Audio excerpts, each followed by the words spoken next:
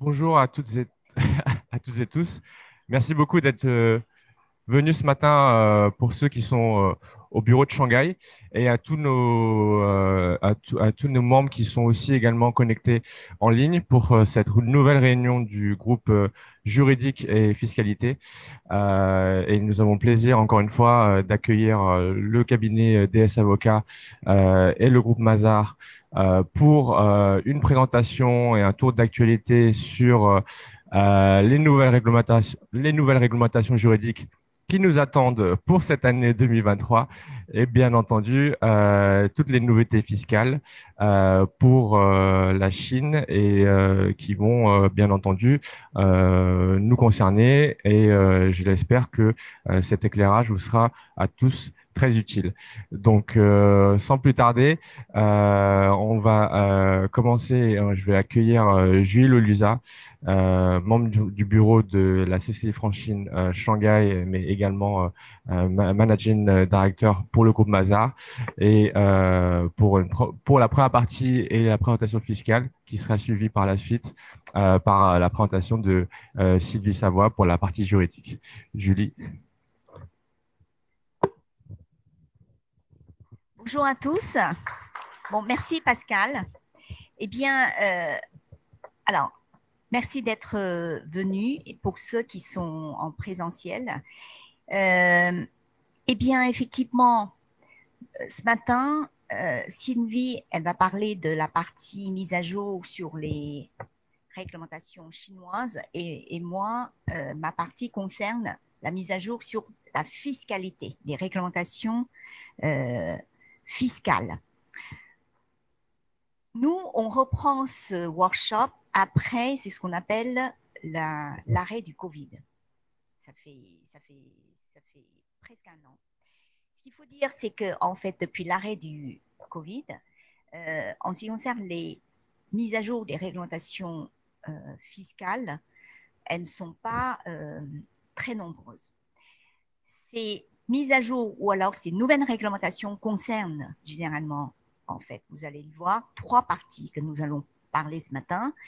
La première concerne la TVA, la deuxième concerne l'impôt sur les sociétés et la troisième, évidemment, l'impôt sur les revenus, parce que ça concerne nous tous, que ce soit pour les personnes chinoises ou pour les personnes étrangères, travailleurs étrangers. Alors, sans tarder, en ce qui concerne la mise à jour concernant la TVA, en fait, si on résume cette mise à jour ou les nouvelles réglementations sur la TVA, en réalité, c'est on appelle un prorogement du remboursement de TVA. Et le deuxième point, c'est l'exemption sur le crédit de TVA que nous allons voir. Mais vous allez constater très rapidement qu'en fait, ces prorogements sur les réglementations concernant le remboursement de TVA concernent essentiellement les sociétés petites et moyennes entreprises. Alors, pour les sociétés ou alors des sociétés qui sont des sociétés de production ou des sociétés de grossistes ou de distribution. Mais, par exemple, je rappelle simplement que cet remboursement de TVA, peut-être un petit rappel pour parler de manière en fait que vous ayez une compréhension beaucoup plus claire du problème de remboursement de TVA. En fait, si vous voulez, en Chine, lorsque vous avez tous les mois ou alors tous les trimestres, lorsque vous faites la déclaration de TVA, vous avez la TVA, en fait, le crédit, ce qu'on appelle l'output et le input, d'accord? La TVA collectée et la TVA déductible, d'accord? Et le montant entre la TVA collectée et la TVA déductible, c'est la TVA à payer. Lorsque vous n'avez pas de TVA à payer, c'est-à-dire que lorsque vous avez plus de déductibles par rapport à tout ce qui est collecté, donc vous avez un crédit de TVA. Dans le passé, ce crédit de TVA, il n'est pas remboursable. C'est-à-dire que le crédit de TVA que vous avez, il va être crédité, c'est-à-dire le sol il va déduire la TVA que vous allez payer pour le mois prochain ou pour le trimestre prochain. Normalement, en Chine, le remboursement de TVA est extrêmement rare, c'est-à-dire n'existait pas. Sauf dans certains secteurs, d'accord, on va en parler, mais d'une manière générale, ça n'existait pas. Or, depuis avril 2022, le gouvernement chinois a introduit le remboursement de TVA. Et ce remboursement de TVA, dans le passé, concernait uniquement les petites et moyennes entreprises. Sauf que aujourd'hui, ce remboursement de TVA est prorogé depuis sans d'autres dates de limitation, c'est-à-dire qu'en fait, depuis avril 2022, 1er avril 2022, pour le moment, il n'y a pas de date limite en disant, voilà, le remboursement de TVA va s'arrêter telle ou telle date pour le moment. Donc, ça, c'est le premier point à savoir. Le deuxième point à savoir, c'est qu'en fait, ce remboursement de TVA concerne plutôt des petites et moyennes entreprises dans le secteur de la production, du grossisme et de distribution. Maintenant, ce qu'on va voir, c'est que signifie petite et moyenne entreprise. Premièrement, petite et moyenne entreprise, c'est des collaborateurs entre 5 à 300 personnes. Pourquoi en fait, vous avez entre 5 à 300 personnes, c'est 60 fois. En fait, pourquoi l'écart est aussi important? Tout simplement parce que ça dépend des secteurs d'activité. D'accord? Vous avez beaucoup de secteurs d'activité et on ne peut pas énumérer tous les secteurs d'activité. C'est la raison pour laquelle, en fait, on vous donne un exemple. C'est entre 5 à 300 collaborateurs, dont les revenus, ça veut dire les ventes, c'est à peu près 500 000 à 60 millions. D'accord? Ce sont selon les secteurs d'activité. Et le total des actifs est entre 1 million à 80 millions.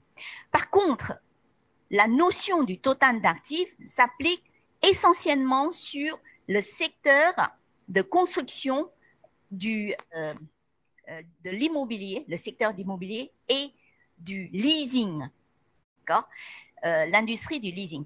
Donc, c'est essentiellement ça. Le reste, on regarde que les revenus et on regarde que le nombre des collaborateurs. Voilà.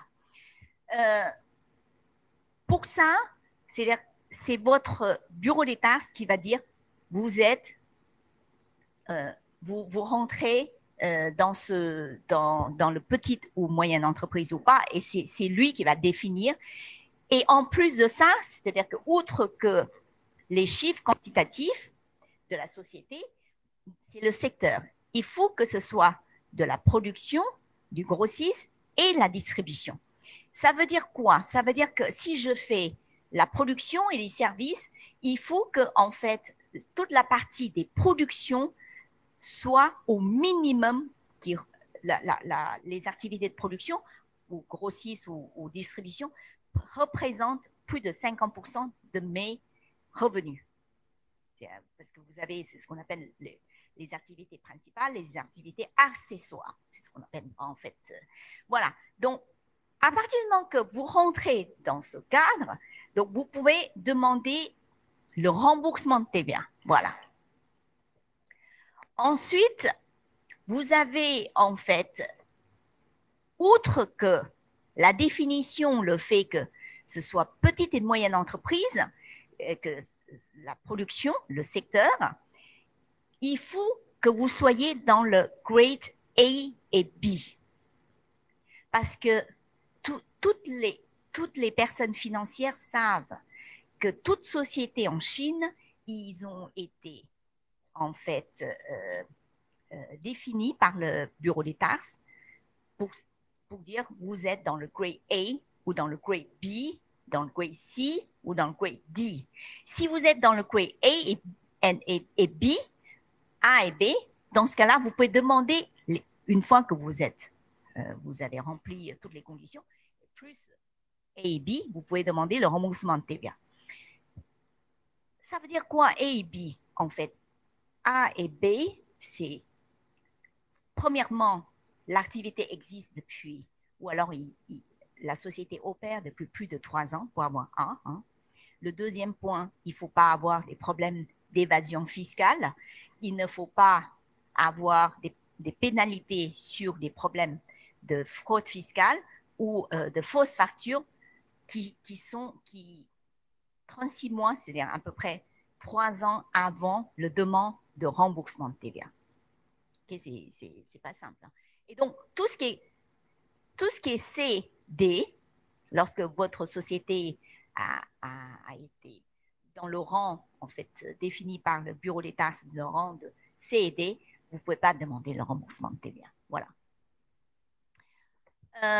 Et puis, tout à l'heure, j'avais dit, effectivement, depuis le 1er avril 2019, en Chine, on a introduit la notion du remboursement de TVA dans certains secteurs qui s'appellent Jizhen Jitui, c'est-à-dire les refund upon collection ou alors refund after collection.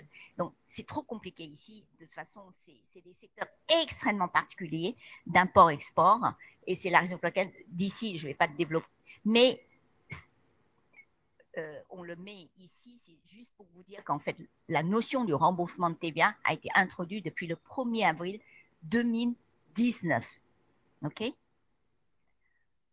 Ensuite, la deuxième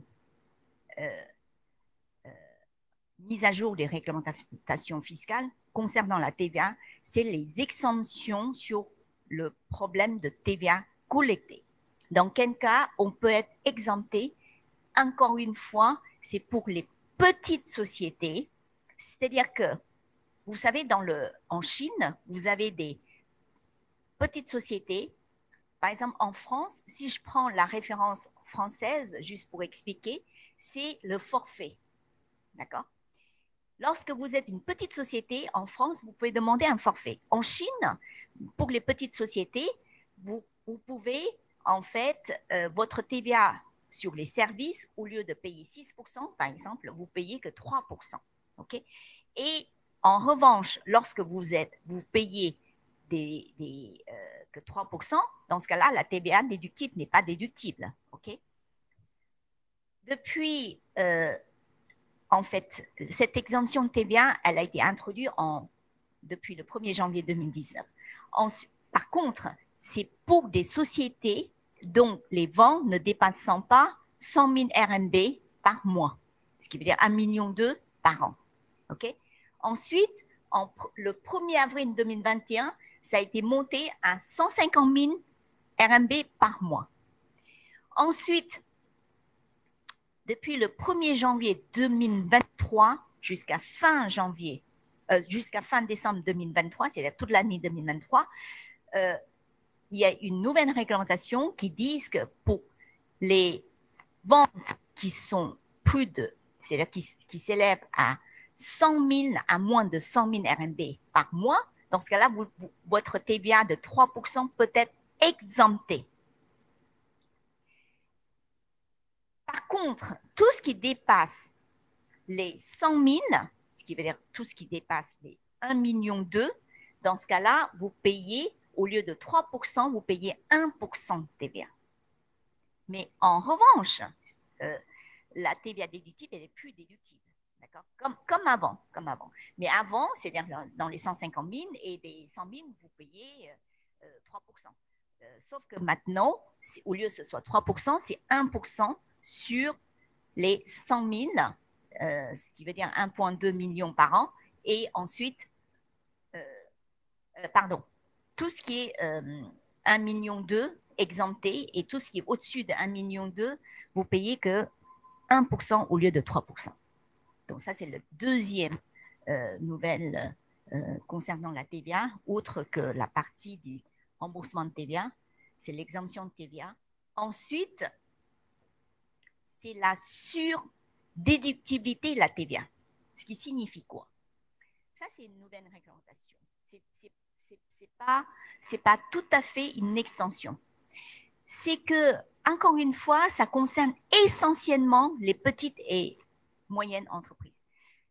Ce qui signifie que, en fait, la notion, c'est tous les chiffres d'affaires annuels qui ne dépassent pas 5 millions RMB. OK? Lorsque vous êtes vous avez une vente qui ne dépassant pas 5 millions RMB par an et que vous êtes dans une société de production, dans ce cas-là, vous pouvez déduire la TVA de 5% supplémentaire. Alors, je m'explique. Je prends un exemple concret. Par exemple, vous avez la TVA déductible qui est de 100. En fait, vous pouvez déduire 105 RMB. Les 5% ou les 5 points, vous n'avez pas besoin de justifier par une facture. Vous pouvez le déduire. 5% supplémentaire. Par contre, il y a deux conditions. Premièrement, les revenus annuels ne dépassant pas 5 millions. Deuxième point, il faut que vous soyez dans le secteur de la production. Deuxième point, vous êtes toujours petite et moyenne entreprise, mais vous êtes dans le secteur de consommation de services. Ça veut dire quoi? Des restaurations, des coiffeurs, tout ce qui est face à la des services face à aux consommateurs. Donc, vous pouvez déduire au lieu de 5%, 10% supplémentaire, ce qui veut dire, par exemple, je reprends mon exemple, vous avez 100 RMB en fait de TVA déductible, au lieu de déduire 100, vous pouvez déduire 110 kwai de TVA, et les 10 kwai, vous n'avez pas besoin de justifier par les factures. Voilà, c'est ça en fait. Et ça, il y a une limite pour le moment. Cette super déductibilité, elle est uniquement que pour cette année. On va voir à la fin de l'année pour savoir si elle va être prorogée ou pas. Ensuite, donc, en ce qui concerne la TVA, les nouvelles réglementations sur la TVA, vous avez que ça. Ensuite, nous allons rentrer dans la partie l'impôt sur les sociétés. Alors, encore une fois, c'est pour soutenir les petites et moyennes entreprises. Okay? Par contre, vous allez voir que la définition des petites et moyennes entreprises, elle diffère de celle de la TVA. Okay? C'est la raison pour laquelle je vous recommande, lorsque vous êtes dans ces cas-là, c'est d'aller voir votre bureau des taxes et de voir est-ce que vous remplissez toutes les conditions pour bénéficier de ces mesures. Voilà. Vous êtes une petite et moyenne entreprise, dans ce cas, et lorsque vos profits, c'est-à-dire les profits annuels, le profit annuel ne dépassant pas 3 millions RMB, dans ce cas-là, l'impôt sur les sociétés, au lieu que ce soit 25%, elle devient 5%. En revanche, si vous dépassez en fait le profit de 3 millions, immédiatement vous êtes taxé à 25%. Parce que la définition de petite et moyenne entreprise, il y en a trois. Le premier point, c'est que c'est 3 millions RMB par an. Le deuxième point, c'est que le nombre des collaborateurs ne doit pas dépasser en 300 collaborateurs et le montant total des actifs ne dépasse pas 50 millions. Il faut que la société remplisse ces trois conditions pour pouvoir bénéficier. Si vous avez un profit de plus de 3 millions, eh bien, vous êtes imposé à 25%.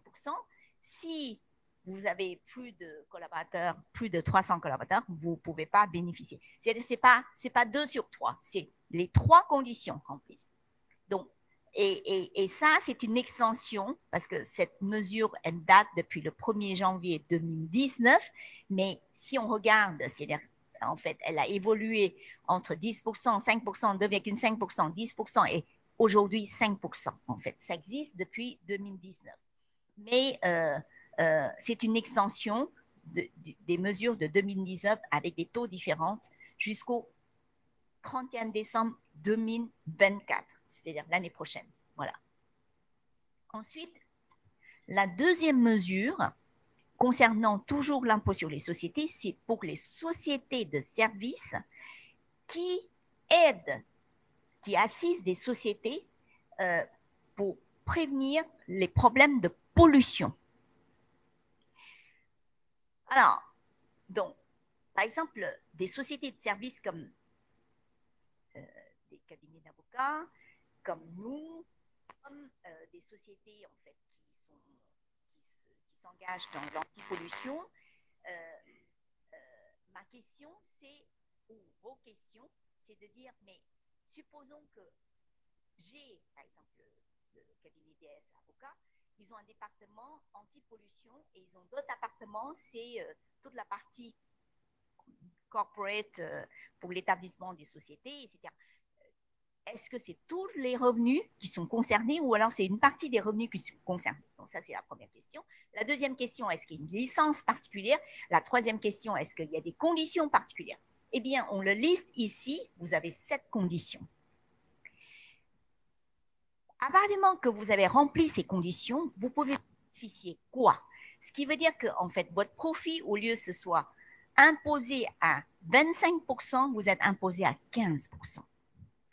Alors, je reprends l'exemple de DS. Par exemple, si vous avez plusieurs départements, en réalité, il faut que toute la partie, la proportion des revenus concernant l'antipollution, elle doit représenter au moins plus de 60% du total des revenus. Donc ça, c'est la première condition qui est très importante. Donc ça veut dire qu'en fait, c'est la société qui s'engage totalement dans de l'antipollution. Le deuxième point, vous avez aussi l'existence de la société. Il faut que la société existe de plus d'1 an. Le troisième point, c'est-à-dire il faut avoir au moins 5 personnels techniques ou alors la cinquième condition, c'est d'avoir des conditions de test, des machines de test. Vous pouvez aussi en fait il faut s'assurer que en fait, ces opérations d'antipollution soient possibles, etc., etc. Enfin bref, il y a toutes ces conditions-là, mais cette possibilité d'avoir en fait un taux d'impôt qui soit minoré au lieu de 25% à 15%, elle est étendue jusqu'à la fin de cette année. Voilà. Donc je ne vais pas rentrer dans plus de détails parce que je pense que c'est pas facile de remplir les 7 conditions qu'on vient d'énumérer. Ensuite, c'est la super déductibilité des frais de recherche et développement. Ça, c'est très classique. Ça existe depuis le 1er janvier 2008. Okay? Sauf que ça a beaucoup évolué depuis le 1er janvier 2008 pour synthétiser l'ensemble de ces schémas. Dans le passé, ça dépend des secteurs. Il faut que ce soit des secteurs encouragés, et ensuite des secteurs scientifiques, et ensuite des secteurs technologiques, ensuite la taille des entreprises, etc., etc. Sauf que maintenant, tout est simplifié. Tout le monde a droit. Tout le monde a droit. Quels que soient les secteurs, quelle que soit la taille, quel que soit, en fait, que ce soit production ou service, tout le monde a droit. Donc, à partir du 1er janvier 2023, et il n'y a pas de date limite à ça, c'est que tous les secteurs, tout le monde peut faire une super déduction de 100%. Par exemple, j'ai des frais de recherche et développement pour 1000 kwai, je peux déduire fiscalement 2000 kwai. En fait, c'est ça. Par contre, la notion du frais et recherche-développement et les conditions sont un certain nombre de diplômés, par exemple PhD, vous avez des laboratoires, vous avez des frais de recherche et développement qui sont très particuliers. Donc ça, on n'énumère pas parce qu'en fait, c'est déjà très classique et tout le monde connaît ça. Et en revanche, tout ce qu'il faut savoir, c'est que depuis le 1er janvier 2023, désormais, c'est tous les secteurs. Voilà. Ensuite, l'impôt sur les revenus, troisième partie. La première, ça concerne tout le monde et tout le monde est au courant. C'est l'achat des appartements. En fait, c'est quoi? C'est que pour stimuler le secteur d'immobilier,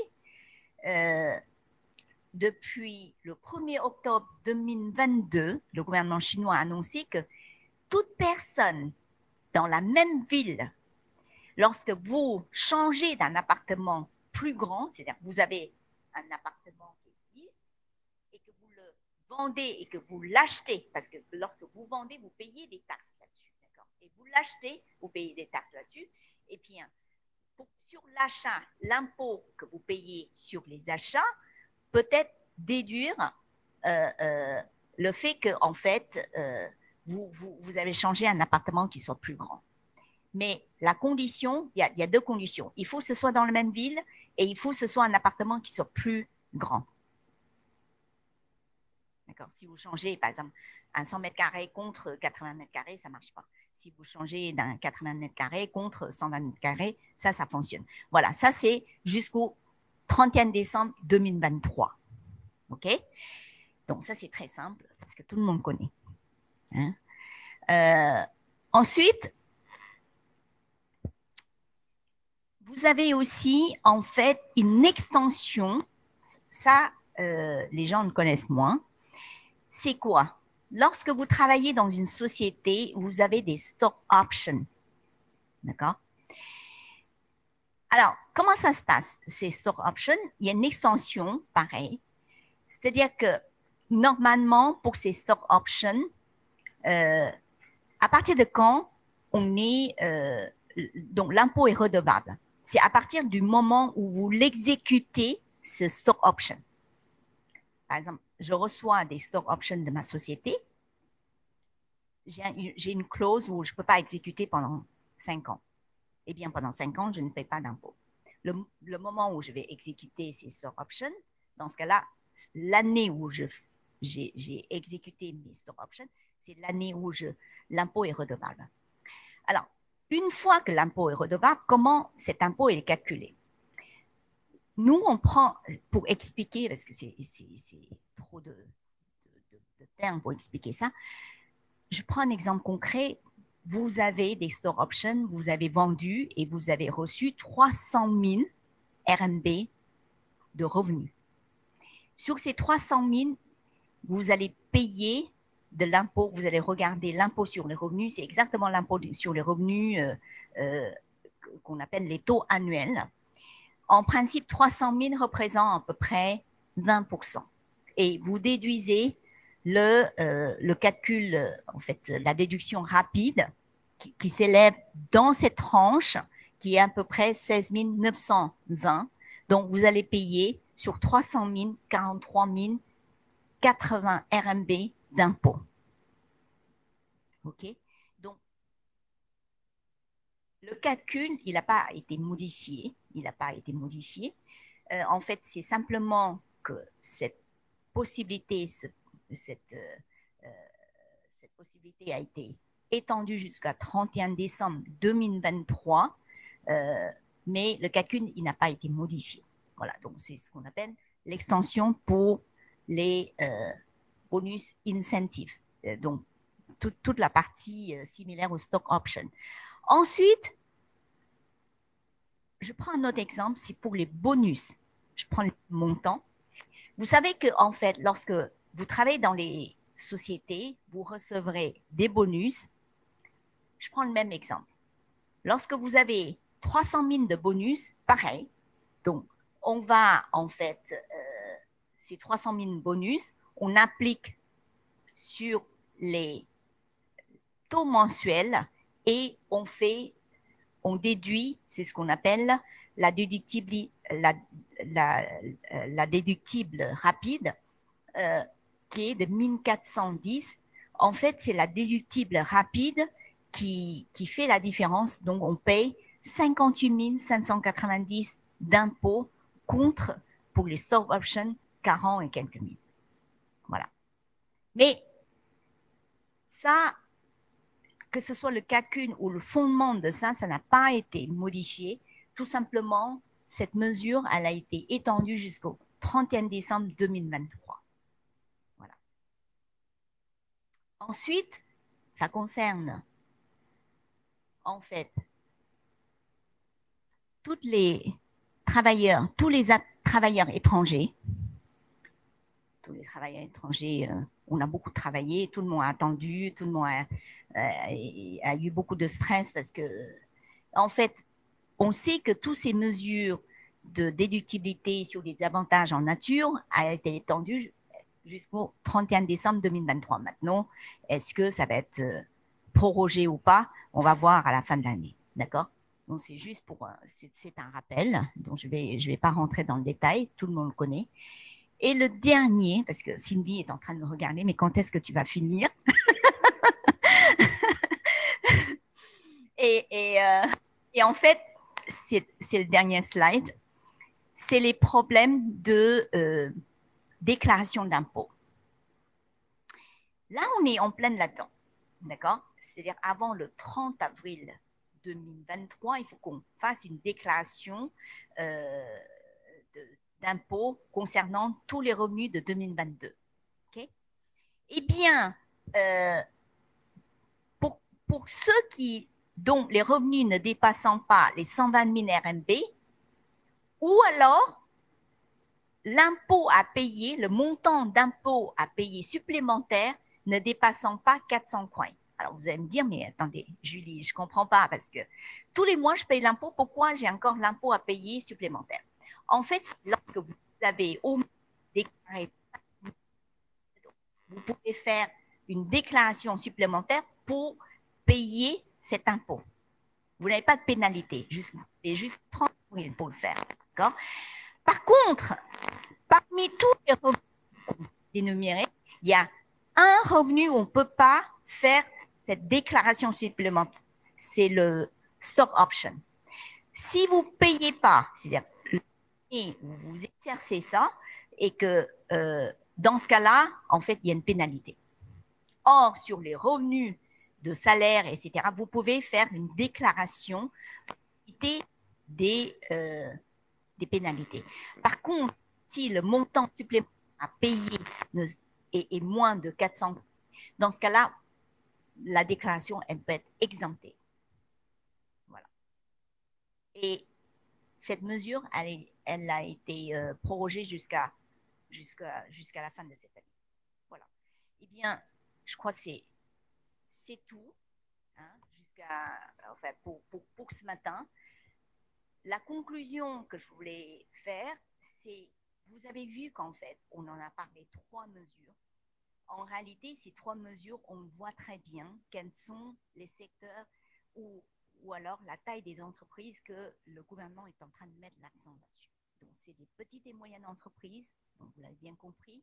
Le deuxième point, c'est en fait pour encourager, c'est ce qu'on appelle des consommations, par exemple la super déductibilité des collectivités de la TVA déductible, elle porte sur les services face aux consommateurs. D'accord? C'est pour encourager en fait la consommation. Et le troisième point, c'est en fait l'impôt sur les sociétés, c'est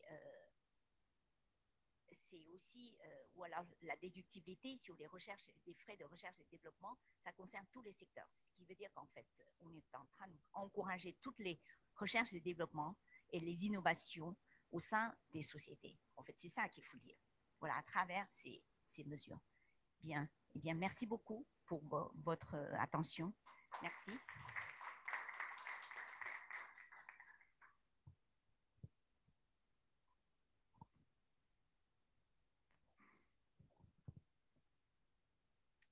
Merci beaucoup, Julie.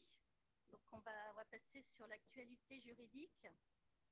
Alors, contrairement peut-être à la partie fiscalité où il n'y avait pas beaucoup de nouveautés, juridiques, on parle d'année 2022-2023, il s'est passé beaucoup de choses. Donc, ce que j'ai essayé de faire, c'est de parler en fait des points qui n'ont pas forcément été abordés dans d'autres réunions. Donc, je ne vais pas parler de tout ce qui peut être protection des données personnelles, PIPL, cybersécurité, puisque ça a été abordé un peu de partout, mais plus sur des choses, des points assez particuliers qui peuvent intéresser, je pense, la grande majorité et qui vont permettre peut-être de vous donner des informations sur ce qui s'est passé et ce qui va peut-être se passer cette année. Donc, après, on parie un peu sur la boule de cristal. On va voir comment l'année va se dérouler.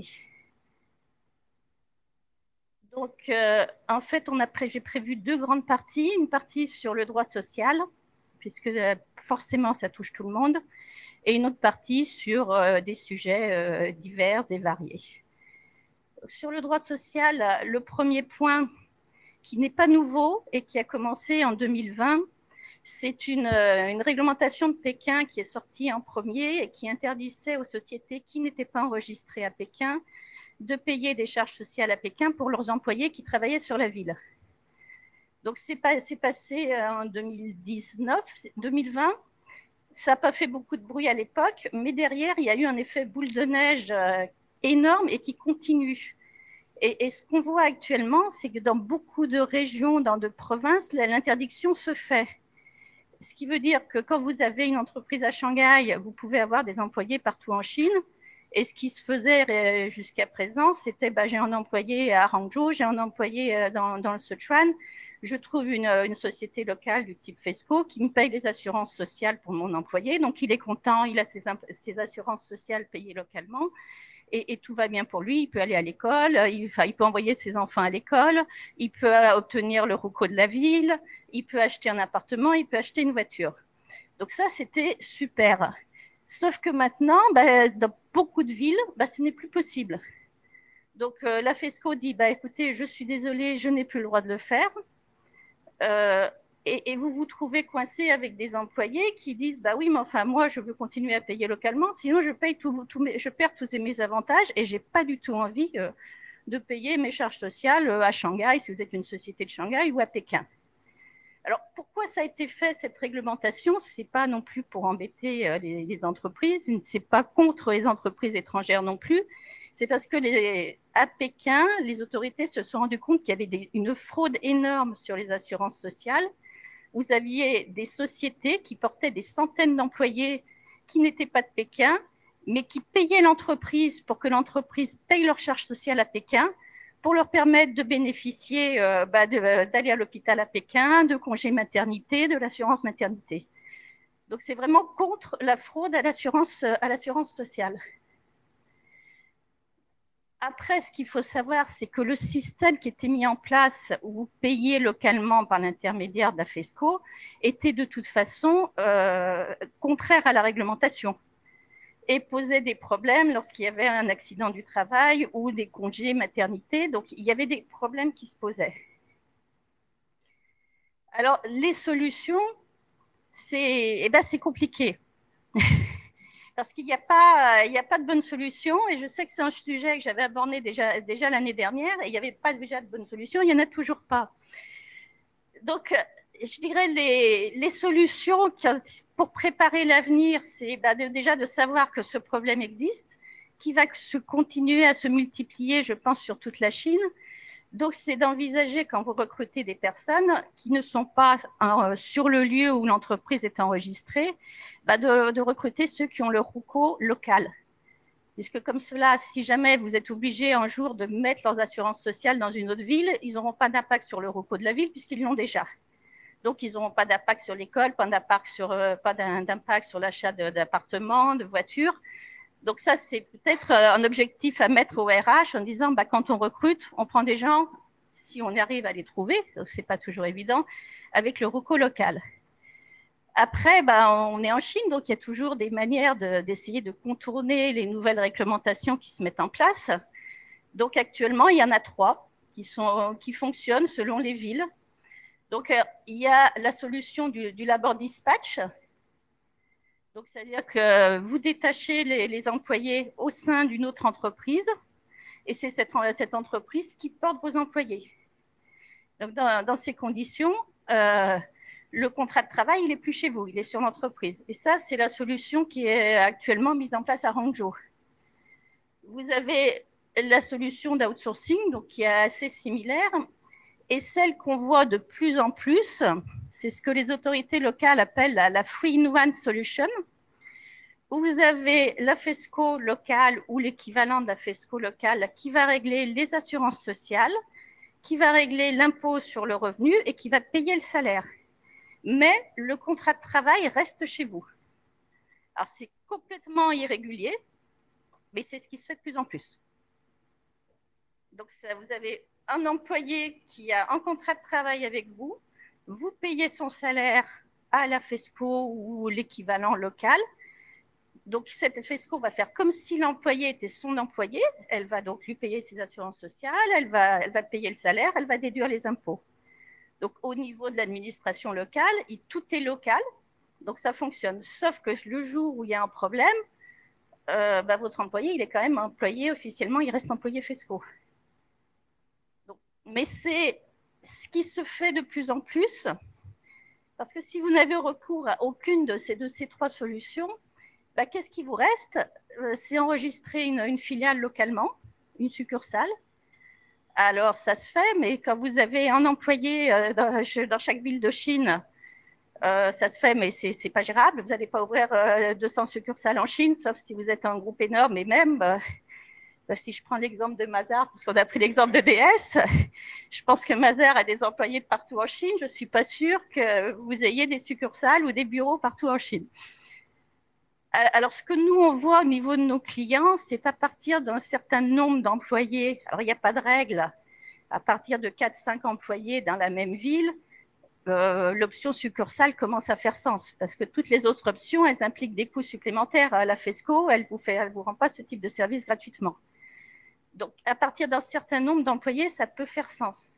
Maintenant, c'est vrai que ça reste lourd, il y a quand même un coût. Quand vous ouvrez, alors, le minimum, c'est une succursale, vous avez quand même un bureau, vous devez avoir une adresse. Donc, même si c'est une boîte aux lettres, il y a quand même un micro-contrat de bail, il y a quand même un micro-loyer. Vous avez des déclarations à faire régulièrement. Donc, il y a quand même un coût fixe qui se met dessus et qui a contrebalancé par rapport au coût que vous payez à la FESCO pour porter les employés.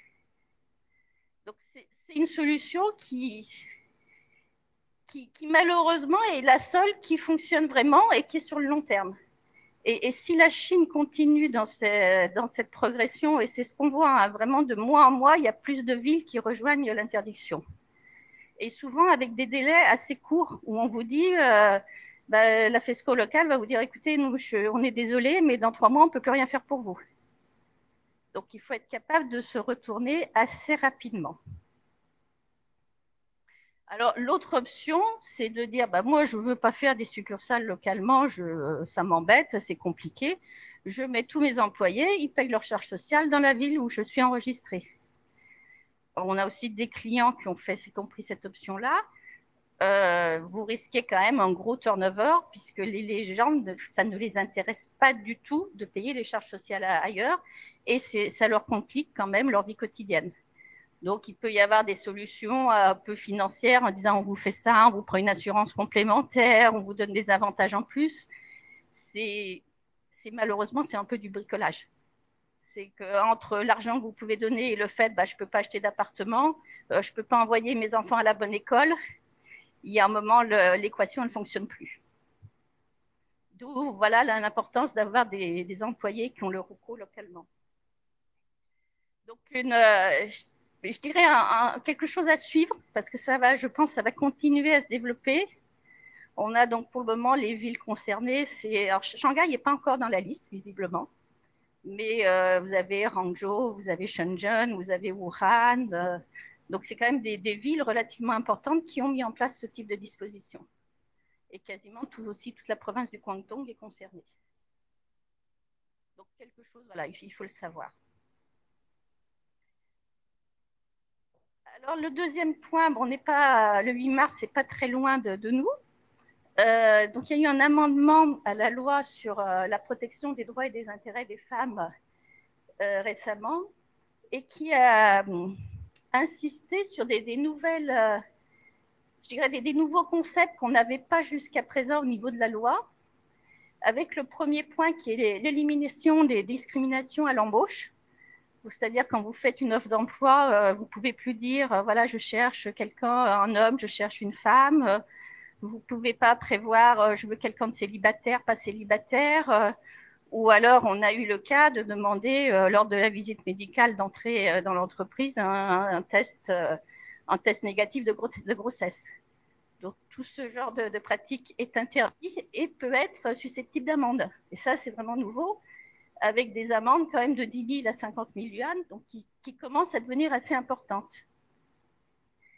On a aussi vu dans cette loi une définition plus complète du harcèlement sexuel, qui justement, jusqu'à présent, on avait un terme assez vague qui était dans le code, où là, pour la première fois, vraiment, c'est précisé que le harcèlement sexuel, ça peut être des remarques verbales ou écrites, des images, des activités ou d'autres comportements. Donc, quelque chose qui devient vraiment beaucoup plus protecteur des femmes et qui se traduit par, pour l'employeur, que les employeurs ont une obligation de prévenir tout ce qui pourrait être relevé du harcèlement dans leur entreprise. Et cette obligation, elle se traduit par, si ce n'est pas déjà fait, des ajouts à faire dans votre règlement intérieur, votre handbook, où vous devez vous assurer que vous avez mis en place des dispositions pour protéger les femmes. Et toutes ces dispositions, elles sont prévues dans la loi. Donc, c'est vraiment quelque chose qui doit être fait. Si ce n'est pas fait, vous pourriez avoir des employés qui pourraient dire, voilà, moi j'ai été harcelé et l'employeur n'a rien fait dans l'entreprise pour me protéger. Donc, votre responsabilité en tant qu'employeur pourrait être mise en cause. Donc, à voir, je dirais, alors il n'y a pas non plus d'urgence a priori, mais le règlement intérieur, c'est un document qui normalement évolue régulièrement dans l'entreprise, qui est remis à jour. Donc, lors de la prochaine mise à jour, pensez à rajouter ce type de disposition. Alors, le sujet suivant, je me suis dit quand même qu'on ne pouvait pas le rater avec ce qui se passe en France quand même. Bon, on entend beaucoup parler de la réforme des retraites en France. Je ne suis pas certain que tout le monde est au courant qu'il va aussi y avoir une réforme des retraites en Chine et qu'on ne parle pas de travailler 2 ans de plus. On parle, pour certains, on peut parler jusqu'à même de 15 ans de plus pour certaines catégories de personnes. Alors, il n'y a pas les poubelles dans les rues, il n'y a personne qui manifeste, mais ça va venir. Alors, c'est un projet, c'est pour ça que je dis, bon, c'est la boule de cristal. Mais ce qui est sûr, c'est que ça va arriver. Est-ce que ça va être cette année? Est-ce que ça va être en 2024? Là, je ne pourrais pas vous dire. Est-ce que ça va vraiment être 65 ans? Ça paraît fort probable.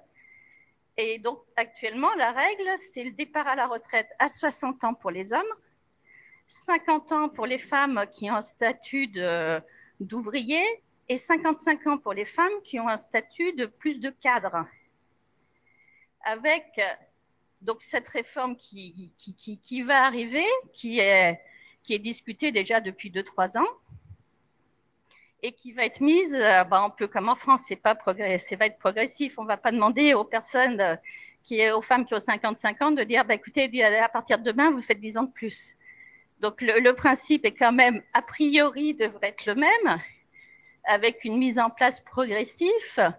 Mais, alors, voilà, donc je vous ai mis un tableau pour une femme c'est un tableau qui a circulé il y a quelque temps, qui ne circule plus maintenant. Donc, ça sera peut-être ça ne sera peut-être pas ça, mais l'esprit est là. C'est l'esprit, on devrait arriver à 65 ans. Et pour les jeunes qui rentrent sur le marché actuellement, pour eux, ils vont aller jusqu'à 65 ans. Pour les gens qui sont un peu plus âgés, donc ceux qui sont pas très loin de l'âge du départ à la retraite, bon, ça peut être 2. Alors, pour ceux qui sont nés avant 1970, on serait sur 1 à 2 ans en plus. Donc, progressif, mais quand même progressif. Le minimum dans les dernières estimations était 1 an de plus. On n'avait pas des 1 mois, 2 mois de plus. C'était la base de départ, c'était 1 mois de plus, 1 an de plus. Après, ce qu'il faut savoir, c'est qu'actuellement, dans vos employés, nous, on a déjà vu le cas, c'est des personnes qui ont 50 ans ou des personnes qui ont 55 ans. Alors, on a des personnes de 50 ans qui disent, moi, je ne veux pas partir. Je voudrais changer mon statut pour passer de statut ouvrier à statut cadre. Donc ça, c'est quelque chose qui peut se faire en changeant un peu, je dirais, la description de fonction, en changeant le titre, et ça permet de changer.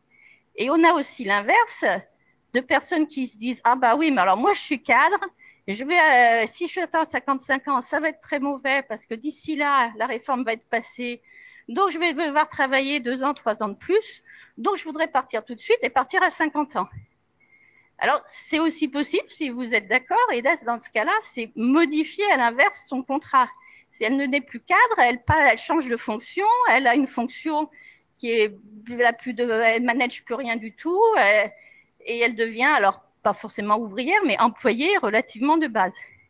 Donc les deux sont possibles, ça nécessite des modifications sur la façon dont la femme est enregistrée dans les registres chinois. Ça se fait. Je dirais, c'est peut-être pas forcément sans risque, parce que j'ai l'impression que ça se fait quand même beaucoup de personnes, de femmes qui veulent partir avant les 55 ans. Donc ça existe.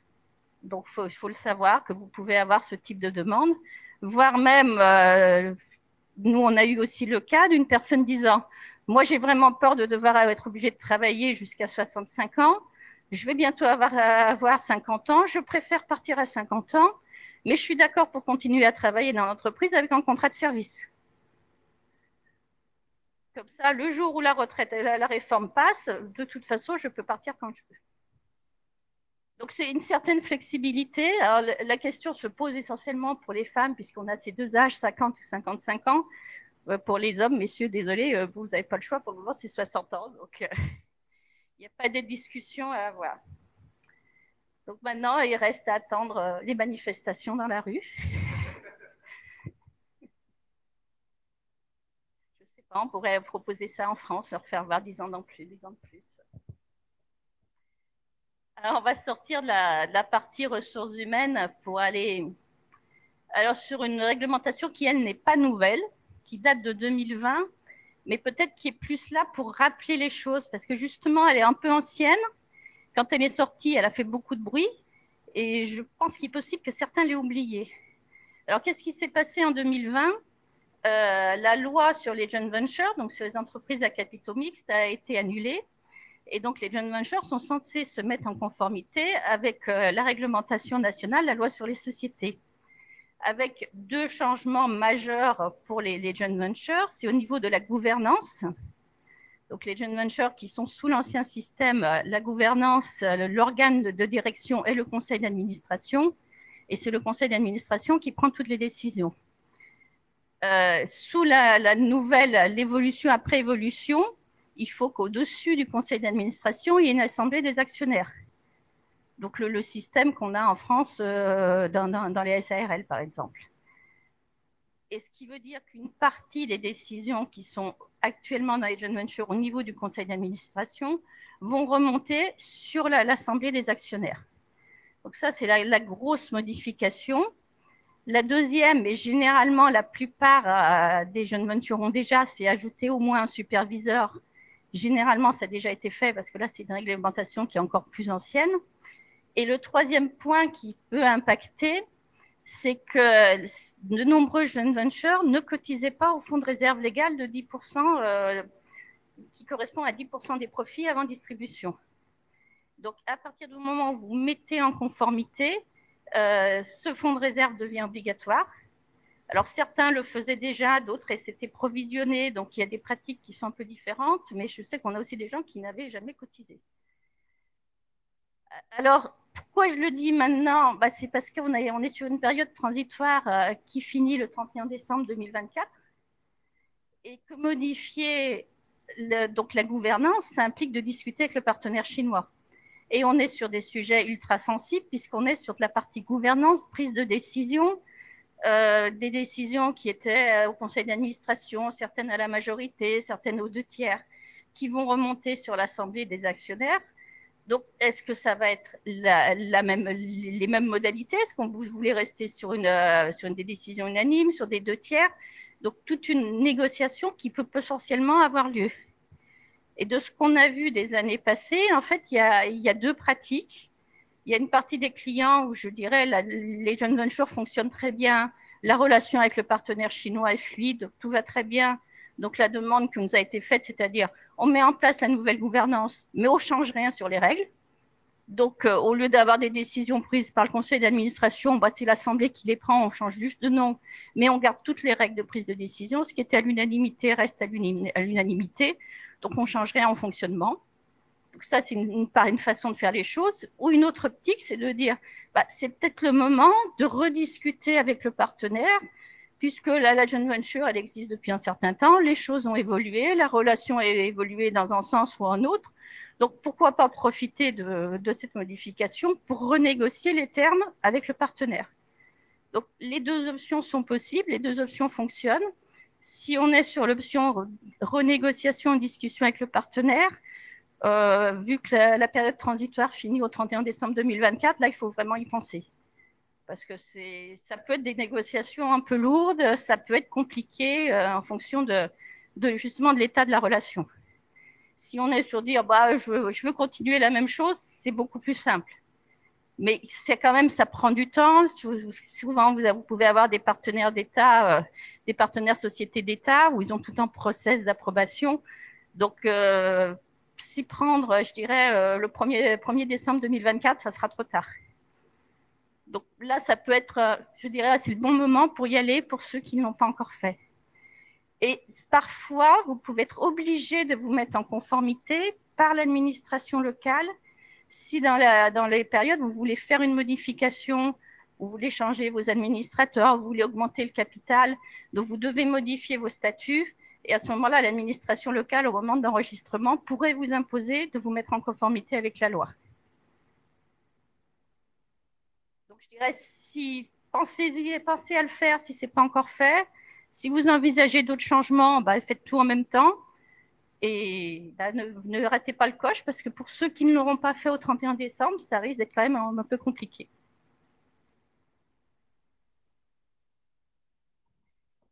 Alors, le point suivant, alors ça, c'est plutôt une très bonne nouvelle, c'est que la Chine vient de ratifier la Convention de la Haye. Alors, la Convention de la Haye, elle a pour but de supprimer l'obligation de faire légaliser des documents que vous devez donner aux autorités chinoises, donc tous les actes publics. Et ça, je pense que vous avez tous été confrontés à la légalisation des cabis, des passeports, des certificats de non-condamnation pénale. Donc, tout ce type de documents, à partir du moment où la Chine sera membre, donc l'entrée en vigueur est le 7 novembre 2023, si tout va bien, parce qu'il peut encore y avoir des oppositions, mais bon, normalement, ça devrait bien se passer. Donc, à partir du 7 novembre 2023, toute cette procédure de légalisation qui prend quand même 2 à 3 semaines en France, pour les actes publics, va être supprimée. Vous n'avez plus besoin de légalisation et ça va être remplacé par une apostille. Alors, qu'est-ce que c'est qu'une apostille? Voilà, ça ressemble à ça. C'est actuellement délivré en France par la cour d'appel du lieu où est émis le document. C'est gratuit, alors que la légalisation, c'était loin d'être gratuit. Et c'est très rapide. L'avantage aussi de cette apostille, c'est qu'à partir de... Alors, attendez, je crois que c'est du 1er septembre, vous pourrez aussi demander au notaire de vous la faire. Donc, ça permettra d'avoir plus d'endroits pour déposer la demande. En revanche, le notaire, ça ne sera pas gratuit, ça va être payant. Ils sont en train de discuter entre eux pour voir quelle sauce on sera mangé.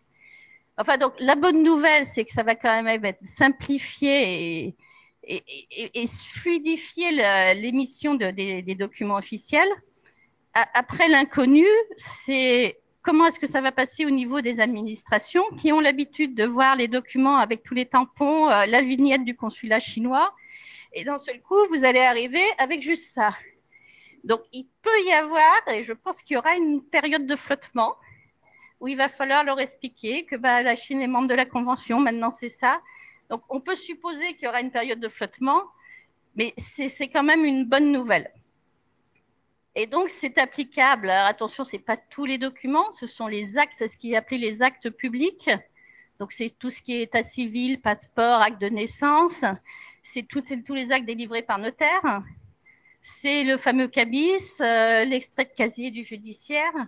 Donc, c'est quand même la grande majorité des documents qui, jusqu'à présent, nécessitaient une légalisation. Donc, vraiment, je pense, une bonne nouvelle et attendue quand même depuis de nombreuses années.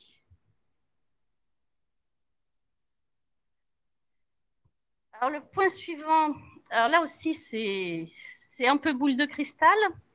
C'est un projet d'amendement sur la loi sur les marques.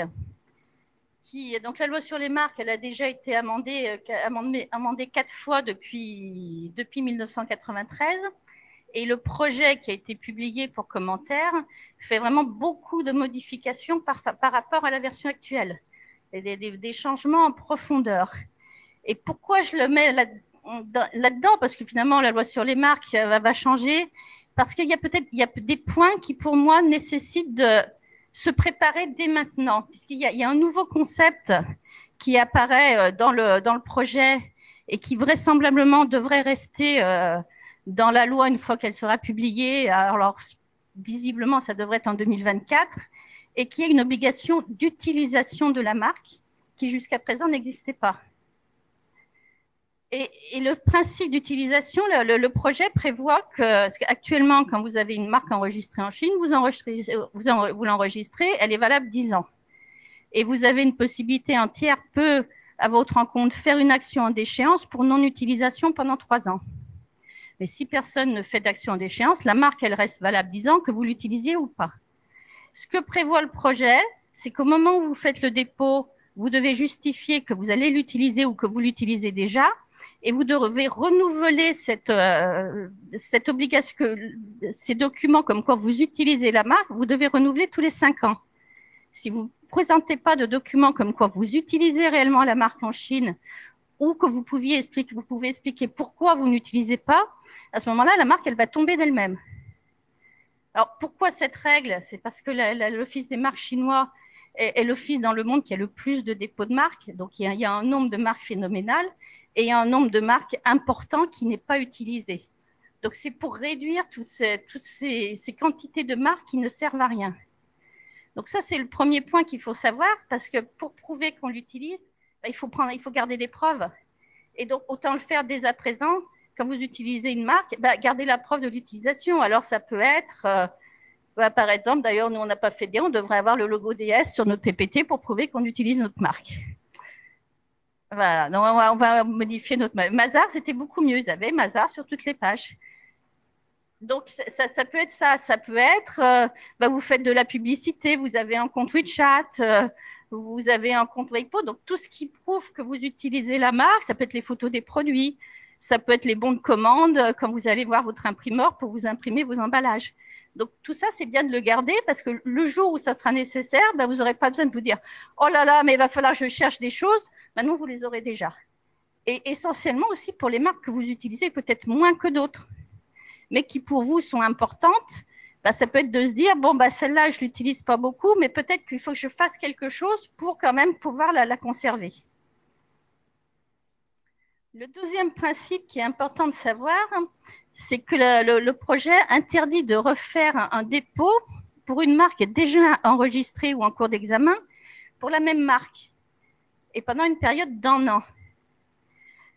Alors, pourquoi cette interdiction? Parce que souvent, ce qui se passait, une fois que vous avez une marque enregistrée, vous vous dites « Ah, oui, mais finalement, j'ai enregistré pour les services comptables, mais finalement, je voulais aussi mettre les services juridiques. Je refais un nouveau dépôt. Ah oui, mais là, vous n'aurez plus le droit de le faire. » Donc, ce qui veut dire que quand vous allez faire un dépôt, il faut vraiment viser le plus large possible. Ça, c'est le premier point. Le deuxième point aussi, c'est ce qui se passait, c'est que vous aviez des gens qui disaient, alors moi j'ai une marque, je l'ai enregistrée parce que je ne veux pas que mon concurrent il le fasse, donc c'est juste pour l'embêter, mais je sais qu'au bout de 3 ans, il peut faire une action en déchéance contre ma marque puisque je ne l'utilise pas. Et aussi, c'était quelque chose qui est beaucoup pratiqué par les professionnels, les contrefacteurs professionnels qui, tous les 3 ans, réenregistrent la même marque. Et ce qui vous empêche de vous opposer à ces demandes, puisque tous les 3 ans, il y a une nouvelle marque en cours. Et donc, cet article, il est aussi beaucoup contre ce genre de fonctionnement pour empêcher ces dépôts tous les 3 ans de protection. Donc, vraiment, ce qu'il faut faire, c'est, je pense, bien garder les preuves d'utilisation, vérifier ce que vous avez dans votre portefeuille de marques, voir s'il y a des marques où peut-être est-ce que vous devriez enregistrer dans d'autres classes pour des produits, des autres produits, et peut-être le faire assez rapidement avant que le projet devienne réalité. Alors, l'amendement prévoit beaucoup d'autres choses, mais je dirais pour le reste, il n'y a pas urgence. Il faut attendre de voir comment ça va sortir. Mais là, par contre, je pense qu'il faut se préparer. Et je crois, alors, le dernier point, qui va être très général, c'est qu'il y a une modification apportée au catalogue des technologies interdites à l'exportation ou soumises à restriction. Alors, comme le nom l'indique, quand c'est interdit à l'exportation, ça ne sort pas. Quand c'est soumis à restriction, vous devez obtenir l'accord, l'approbation du Bureau du commerce local. Donc, c'est une procédure assez longue et qui peut être assez complexe. Alors, pourquoi je l'ai mis ici? Parce que ce catalogue, il n'avait pas été modifié depuis 2008. Donc, il y a quand même eu beaucoup de modifications. Et je pense que pour les entreprises qui exportent, c'est quand même bien d'aller regarder dedans pour voir si elles ne se trouvent pas dans les nouvelles catégories qui sont soumises à restriction ou interdites. Alors, on est quand même sur des catégories qui, je dirais, de manière générale, ont en rapport avec les sujets sensibles en Chine, tout ce qui peut être sécurité nationale, ce qui est un peu médecine, haute technologie. Alors là, je ne peux pas les citer toutes ici, mais vraiment, le conseil, c'est aller voir dans le catalogue, est-ce que vous êtes concerné ou pas? Et si vous êtes concerné, il va falloir prendre des mesures en fonction du contenu du catalogue. Et aussi, un deuxième point, qui a été donc où il y a beaucoup de réglementation derrière, qui confirme que il y a des nouvelles règles de nouvelles règles qui ont été mises en place et qui sont très strictes sur tout ce qui peut être bien à double usage, donc usage civil ou militaire. Donc là, pareil, je ne vais pas le détailler ici, mais vraiment allez voir et regardez si vous êtes concerné ou pas.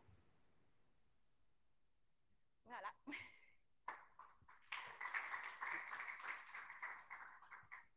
Donc, Julie et moi, on attend vos questions. Alors, je vais peut-être commencer par une question en ligne. C'est plus pour toi, Julie, qu'on a reçue. Y a-t-il des nouvelles concernant le projet de rendre Hainan en tant que zone détaxée?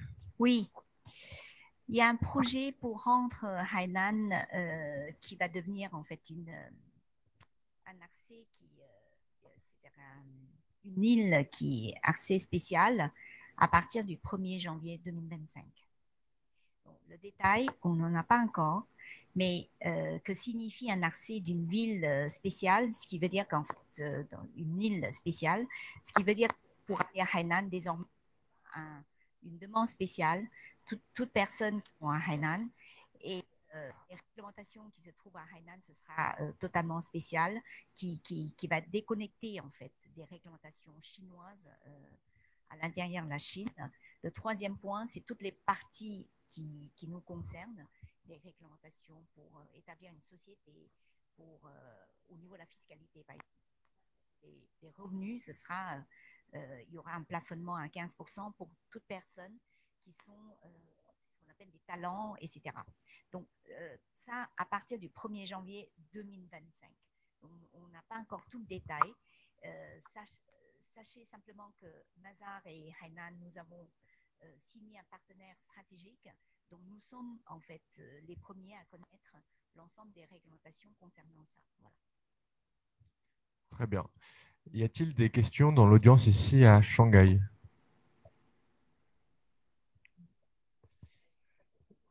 Alors, j'ai une question. Alors, du coup, plus peut-être une confirmation, enfin une précision pour toi, Sylvie.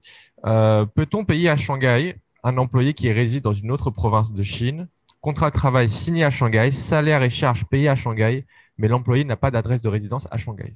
Oui, aucun problème. Sauf que l'employé ne va pas aimer. D'accord. Et on peut. Ok. Et c'est ce qui devrait être fait.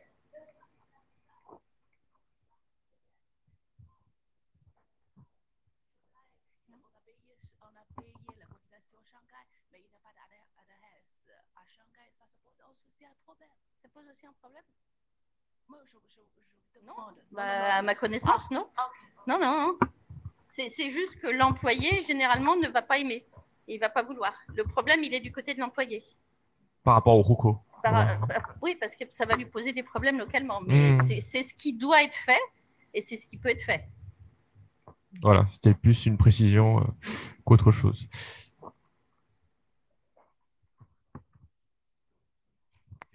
Après, en fait, surtout sur ce sujet-là, il y a une autre question qui se pose peut-être sur le plan juridique.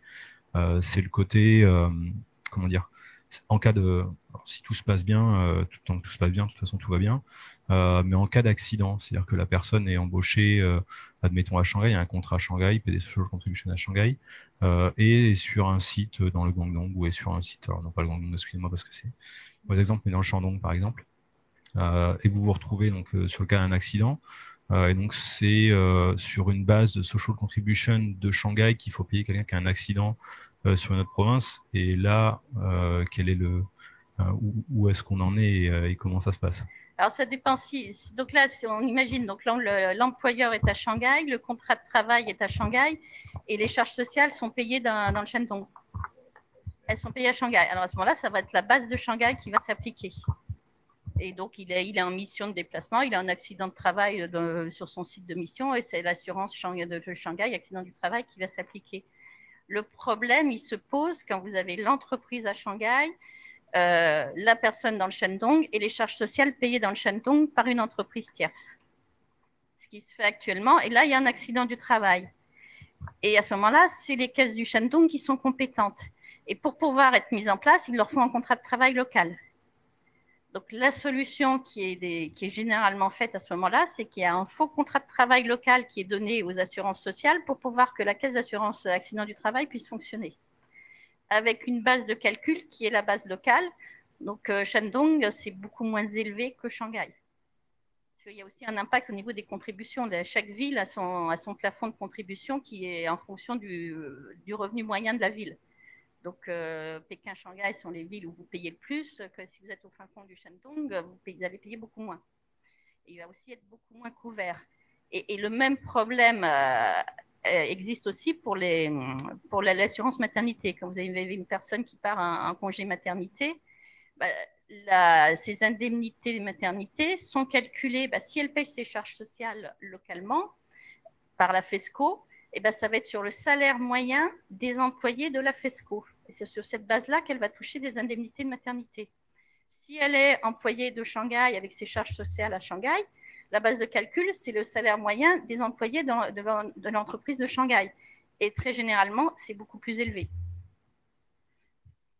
Donc, il y a ce problème-là qui se pose. Y a-t-il d'autres questions?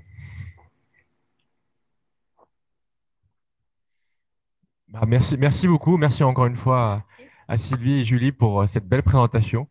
Merci à tous ceux qui étaient en ligne d'avoir suivi ce groupe de travail. Et pour ceux qui sont ici dans nos locaux à Shanghai, je vous propose de continuer nos discussions autour d'un café. Très belle journée à tous et à très très bientôt. Merci.